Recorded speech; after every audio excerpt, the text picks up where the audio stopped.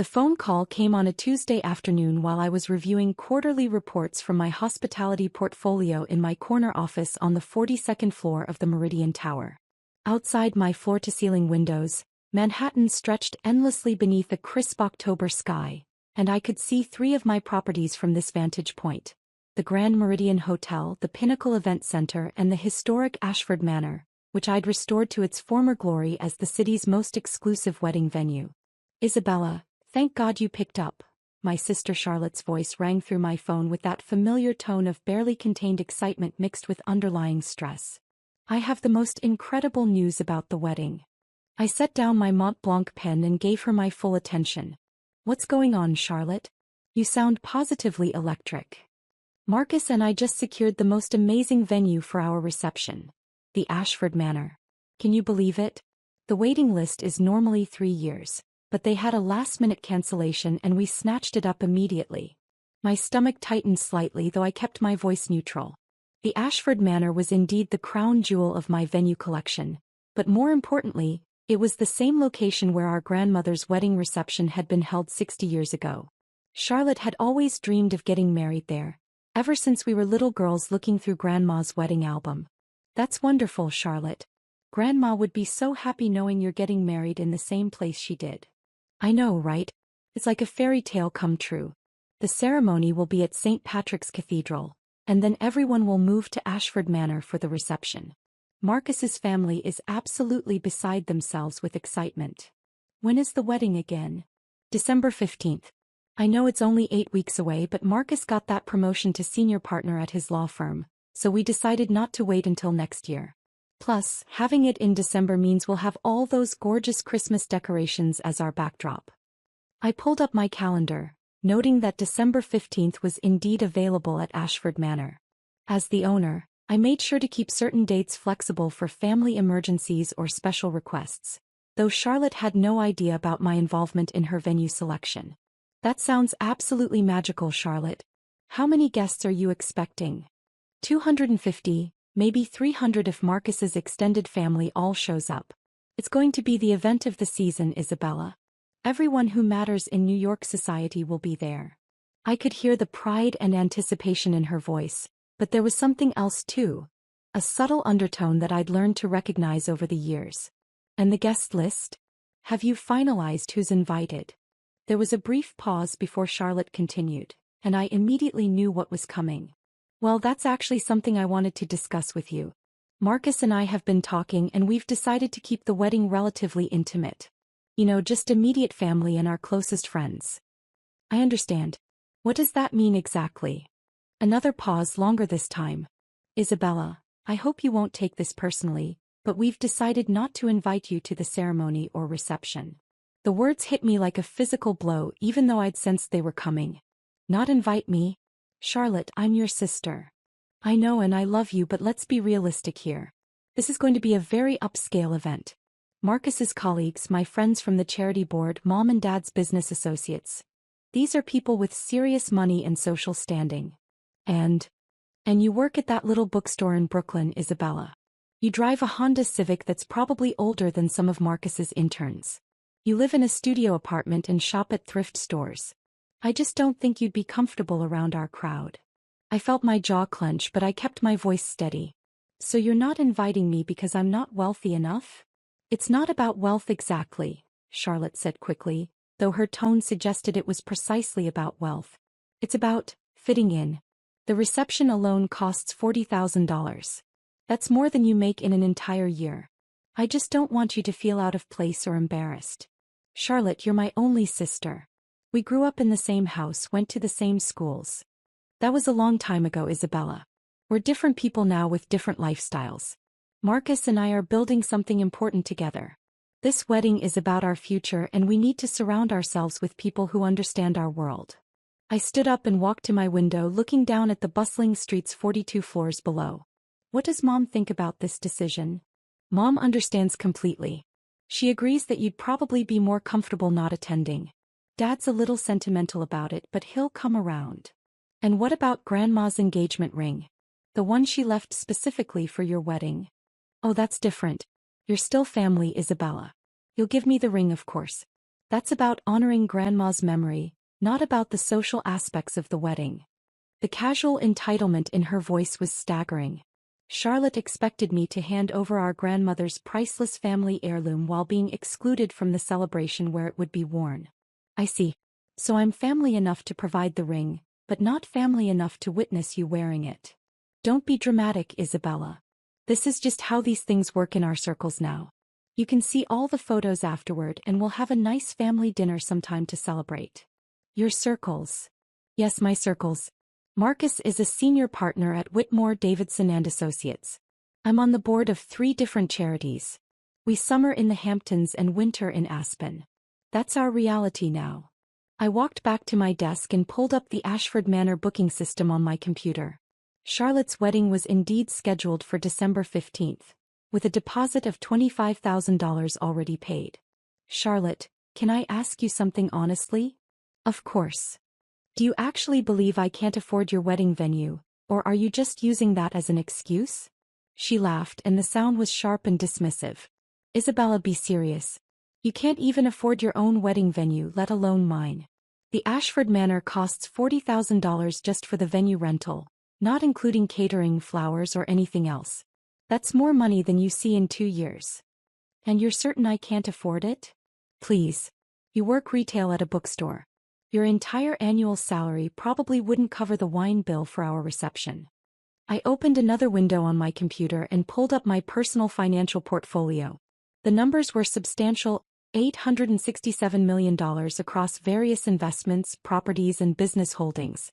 My bookstore, Pages and Prose, was indeed my daily occupation, but it was also just one small part of a much larger business empire that I'd built over the past decade.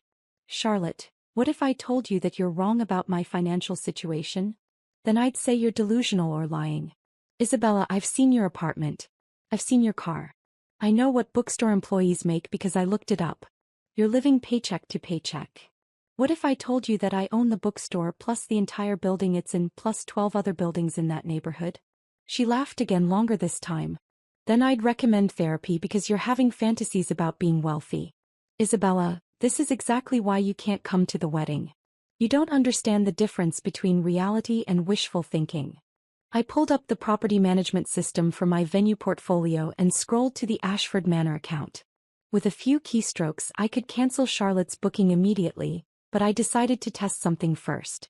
Charlotte, hypothetically, what would you do if the Ashford Manor suddenly became unavailable for your wedding? That's impossible. We have a signed contract and we've paid the deposit. Besides, where else would we go on such short notice? Every decent venue in the city is booked years in advance. But hypothetically, I'd probably have a nervous breakdown. Isabella, the Ashford Manor is perfect.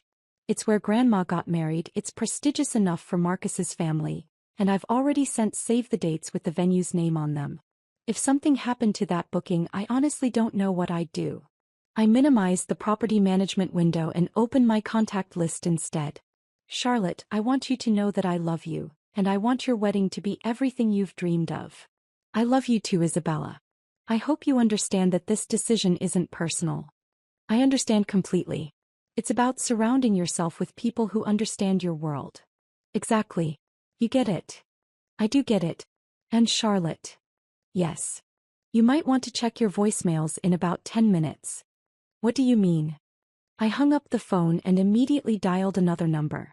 Marcus Rodriguez speaking, answered my property manager for the Meridian Hospitality Group. Marcus, it's Isabella. I need you to cancel a wedding booking immediately. Of course, Ms. Chin. Which property and what date? Ashford Manor, December 15th. The Morrison wedding. The Morrison booking? That's a substantial deposit to forfeit. Is there a specific reason for the cancellation? Family conflict. Please make sure that all related services are cancelled as well. Catering, floral arrangements, photography packages, everything. Understood. Should I note a reason for our records? Irreconcilable differences regarding guest list policies. I'll take care of it immediately. Should I also flag the Morrison name to prevent future bookings? I paused, considering. For now, yes. We'll reassess later depending on how they handle this news. Very good, Ms. Chen. The cancellation will be processed within the hour. and they'll receive notification by phone and email. I hung up and returned to my quarterly reports, though I found it difficult to concentrate. My phone remained silent for exactly 11 minutes before it started ringing. Isabella. Charlotte's voice was hysterical. Something terrible has happened. What's wrong? The Ashford Manor just called and cancelled our wedding. They said there was a scheduling conflict and they have to refund our deposit. Isabella, what am I going to do? The wedding is 8 weeks away. That's awful, Charlotte. Did they give you any other details? They said something about new management policies and guest list requirements, but they wouldn't explain what that meant. Isabella, I'm panicking. Every other decent venue in the city is booked solid. I opened my venue portfolio again and scrolled through the available properties. I own 17 different event spaces throughout New York, ranging from intimate garden settings to grand ballrooms. Have you considered looking outside Manhattan? Sometimes the outer boroughs have hidden gems. Marcus will never agree to Brooklyn or Queens. His family would be mortified. Isabella, we need somewhere prestigious, somewhere that makes a statement. What about the Grand Meridian Hotel? I heard they have a beautiful ballroom. The Grand Meridian? Isabella, that's even more exclusive than Ashford Manor. Their waiting list is legendary, and they charge $60,000 just for the venue rental. But it might be worth checking. Sometimes they have last-minute availability. I suppose I could call, but I'm not optimistic. Isabella, I'm starting to think this is some kind of sign. Maybe we should postpone the wedding until next year. Don't give up yet, Charlotte. Let me make some phone calls and see what I can find out. Isabella, no offense, but what connections could you possibly have in the high-end wedding venue business? You'd be surprised. I meet a lot of people through the bookstore. Authors, publishers, event planners. Let me reach out to my network. I guess it couldn't hurt, but please don't embarrass me by calling places we obviously can't afford. After Charlotte hung up, I sat in my office for several minutes, processing the conversation. My sister had just asked for my help while simultaneously insulting my ability to provide it. She'd excluded me from her wedding because of assumptions about my social status, then immediately turned to me for assistance when her plans fell apart. I pulled up Charlotte's contact information in my system and scrolled through her booking history. Interestingly, she tried to book 3 of my other venues over the past year. The Pinnacle Event Center for her engagement party, the Riverside Garden for a charity luncheon, and the Metropolitan Club for Marcus's birthday celebration. Each time she'd been told the venues were unavailable, not because they were actually booked, but because I'd specifically flagged her requests for my personal review. My phone buzzed with a text message from Charlotte, called Grand Meridian. They're fully booked through 2026. Also tried Plaza Hotel, St. Regis and Four Seasons. Nothing available. I'm starting to panic. I typed back, don't panic. I'm working on something. The truth was, I could solve Charlotte's problem with a single phone call. I own not just the Ashford Manor, but several venues that would be perfect for her December wedding. The question was whether I wanted to help someone who'd just excluded me from her life because she thought I wasn't successful enough. My assistant knocked on my office door and entered with an afternoon coffee. Miss Chen, your sister has been calling the main reception line trying to reach someone in management about venue availability. Should I have her calls forwarded to you? Not yet, Sarah. Let her exhaust her other options first. Very good. Also, the caterer for the Morrison wedding called to confirm the cancellation. Should I have them blacklist that event as well? Yes, and please make sure the florist and photographer receive the same instructions. Sarah nodded and left me alone with my thoughts. Through my window, I could see the early afternoon sun reflecting off the windows of buildings I owned throughout the city. My empire had grown far beyond what anyone in my family suspected, built carefully and quietly while they dismissed me as an underachieving bookstore employee. My phone rang again. Isabella, I need you to be completely honest with me, Charlotte said without preamble. When you said you might have connections in the venue business, what exactly did you mean? Why do you ask? Because I just called 8 different venues and every single one of them said they were fully booked. But then I mentioned your name to the manager at the Riverside Garden, and he said he'd need to check with his senior management about potential availability. That's interesting. Isabella, do you know someone in the wedding venue industry? Someone with real influence? I leaned back in my chair and smiled. Charlotte, What would you say if I told you that I could get you a venue for December 15th? I'd say you're my hero and I'll owe you forever. Even if it meant admitting you were wrong about my financial situation? What do you mean? I mean, what if the reason I can help you isn't because I have connections but because I have resources? There was a long pause. Isabella, what exactly are you saying? I'm saying that maybe you shouldn't have made assumptions about my ability to afford your wedding. That's impossible. Isabella, I know what you make, I know where you live. You know what I want you to know, Charlotte? You've never actually asked about my financial situation. You just assumed based on appearances. Okay, fine. Let's say hypothetically that you have more money than I thought. How much more are we talking about? I pulled up my net worth calculation on my computer screen. Enough to buy every wedding venue in Manhattan if I wanted to. Charlotte laughed, but it sounded forced. Isabella, now you're just being ridiculous. Am I? Charlotte, what would you say if I told you that I own the Ashford Manor? I'd say you're having a breakdown and I need to call Mom. I opened the property deed for Ashford Manor and took a photo of it with my phone. Check your messages. There was silence for nearly a minute before Charlotte spoke again, her voice barely a whisper. Isabella, this document shows your name as the owner of Ashford Manor. That's correct. But that's impossible. You can't afford. I mean, you work at a bookstore. I own the bookstore, Charlotte. I also own the building it's in, plus 16 other commercial properties in Brooklyn, plus 17 event venues throughout New York, plus a hospitality management company that employs over 400 people. That's not possible. It's not only possible, it's documented with the city. I can send you the complete portfolio if you'd like to see it. Isabella, if this is true, if you actually own all these properties, then why do you live in that tiny apartment and drive that old car? Because I don't need expensive things to feel valuable. I built my business empire quietly without fanfare or status symbols, because the work itself was rewarding. But why didn't you tell us? Why let us think you were struggling?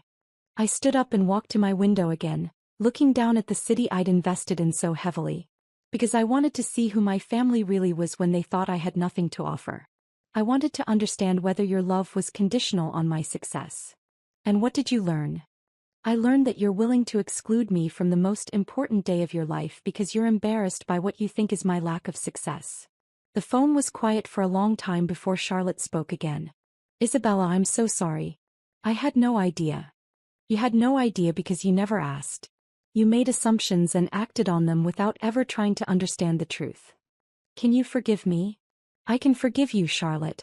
But I can't forget that when you thought I was unsuccessful, you didn't want me at your wedding. What can I do to make this right?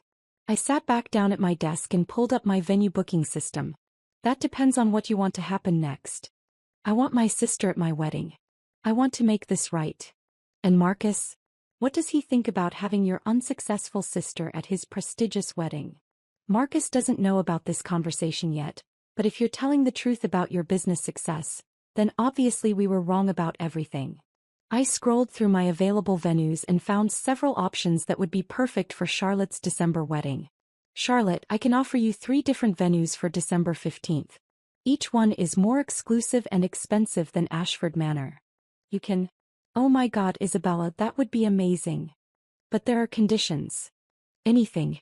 Name your price. First, I want a full apology from both you and Marcus for excluding me based on false assumptions about my financial status. Done. Absolutely.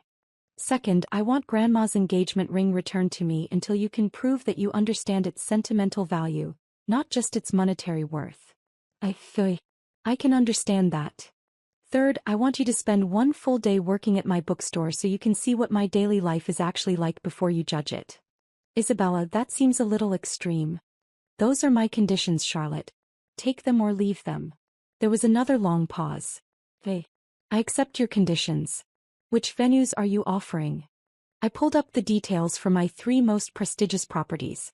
The Metropolitan Garden has a crystal ballroom that overlooks Central Park. The Pinnacle Event Center has a rooftop terrace with panoramic city views. And the Grand Meridian Hotel has a historic ballroom that's hosted presidents and royalty. Those are all legendary venues, Isabella. How much would they cost? For family? No charge for the venue rental. You'll still need to pay for catering, flowers, and other services, but the venue itself is my wedding gift to you. No charge. Isabella, these venues must rent for tens of thousands of dollars. They do. But you're my sister, and despite everything that's happened, I want your wedding to be beautiful. I could hear Charlotte crying softly. Isabella, I don't deserve this. I've been horrible to you. You made a mistake based on incomplete information. People do that. The question is whether you'll learn from it. I will. I promise I will. Isabella, can I ask you something? What? Why did you build all this in secret? Why not share your success with the family?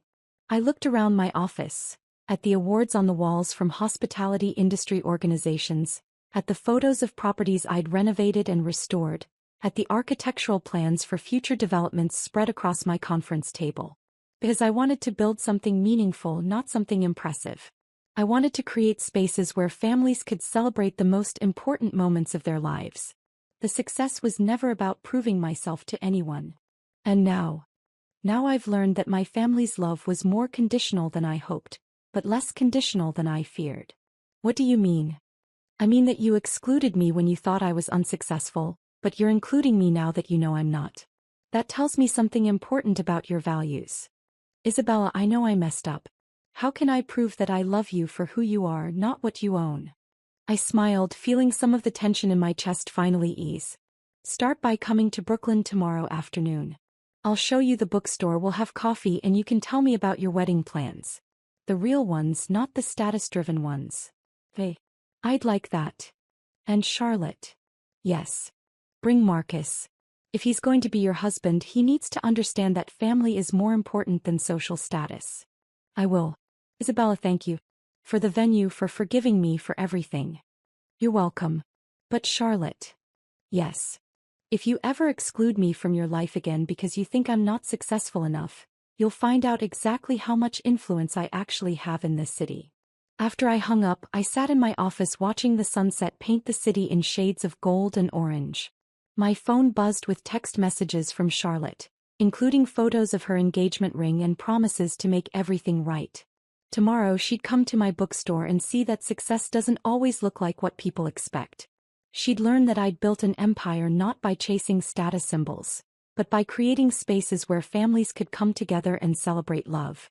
And on December 15th she'd get married in one of my venues, surrounded by family who finally understood that worth isn't measured by appearance, but by the love and respect we show each other.